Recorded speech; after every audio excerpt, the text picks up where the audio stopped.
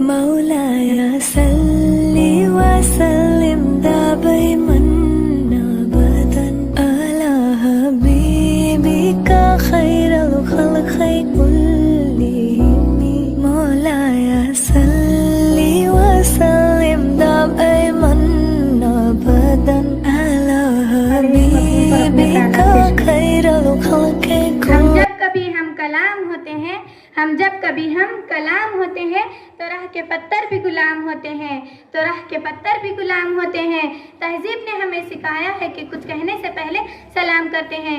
السلام علیکم جناب صدر صاحب، معزز اساتذہ اکرام اور میرے پیارے بھائی اور بہنوں، آج میں وہ نبیوں میں رحمت لقب پانے والے اس عنوان پر کچھ باتیں بتانا چاہتی ہوں۔ آپ لوگ غور سے سنیں، ایسی میری امید ہے۔ میرے دوستوں، آج میں جس ہستی کے تعلق سے بیان کرنے جا رہی ہوں، اس ہستی پر اگر سارا عالم بھی بیان کرے تو کم ہے۔ یہ وہ ہستی ہے جن کی صورت کو دیکھ کر چاند بھی شرما جاتا ہے، یہ وہ ہستی ہے جن کے نور سے سورج کی روشنی بھی پھیکی پڑ جاتی ہے، یہ وہ ہستی ہے جن کے خوشبو سے سارا عالم مہک اٹھتا ہے، وہ ہستی جو اللہ کے خزانوں میں ایک ہے، وہ ایک ایسا پھول ہے جو کہ اللہ کے چمن میں صرف ایک ہے۔ میرے دوستوں، اللہ تعالیٰ نے قرآن کریم میں انہیں کئی مرتبہ پکارا ہے، کہیں توحا کہہ کے پکارا ہے تو کہیں یاسین کہہ کے، کہیں مزمل کہہ کے پکارا ہے تو کہیں مدثر کہہ کے، کہیں حبیب کہہ کے پکارا ہے۔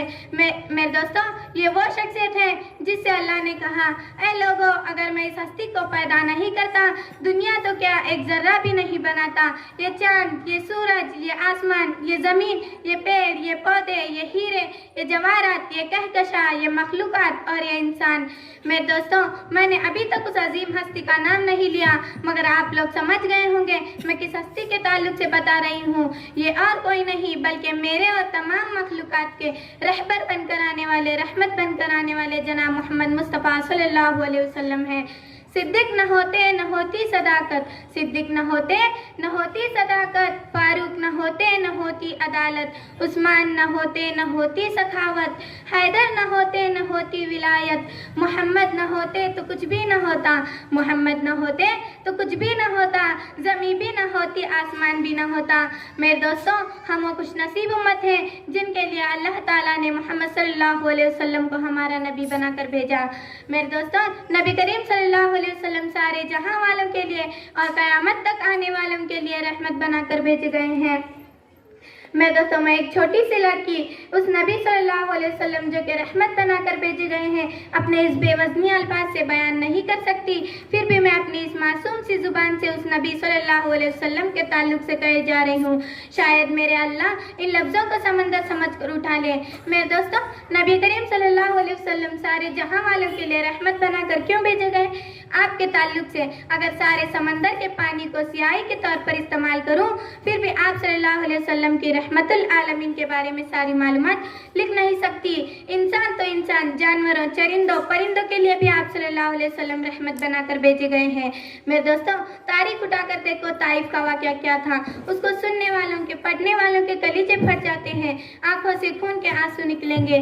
شروعات میں جب اسلام کو کچھ ہی لوگ ماننے والے تھے تو حضرت محمد صلی اللہ علیہ وسلم طائف کے علاقے کے لوگوں کو اسلام کی دعوت دینے کے لیے جاتے۔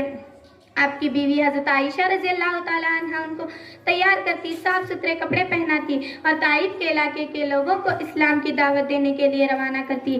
آپ صلی اللہ علیہ وسلم جب طائف کے علاقے کے لوگوں کو اسلام کی دعوت دینے کے لیے جاتے تو لوگ آپ صلی اللہ علیہ وسلم پر ہنستے، آپ صلی اللہ علیہ وسلم کو دیوانہ کہتے اور وہ لوگ اپنے بچوں کو آپ صلی اللہ علیہ وسلم کے پیچھے دوڑاتے، لوگ بھی پیچھے پیچھے اور ہمارے نبی صلی اللہ علیہ وسلم آگے آگے۔ لوگ پتھر مارتے، ایک بھی پتھر بغیر خون کے زمین پر نہیں گرتا، ہمارے نبی صلی اللہ علیہ وسلم خون کو زمین پر گرنے نہیں دیتے۔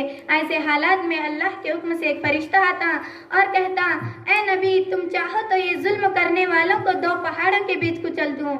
قربان ہو ہمارے نبی پر، اتنی تکلیفیں سہنے کے باوجود، اتنے ظلم سہنے کے باوجود بھی ہمارے نبی صلی اللہ علیہ وسلم کہتے ہیں، اے فرشتے، اگر یہ لوگ اسلام قبول نہیں کریں گے تو ان کے آنے والی نسل اسلام قبول کریں گی انشاءاللہ۔ میرے دوستوں، ایسے تھے ہمارے نبی صلی اللہ علیہ وسلم، لوگ پتھر مارتے، پتھر کھا کر بھی پھول برساتے۔ بس ایک شعر کے ساتھ میں اپنی تقریر ختم کروں گی۔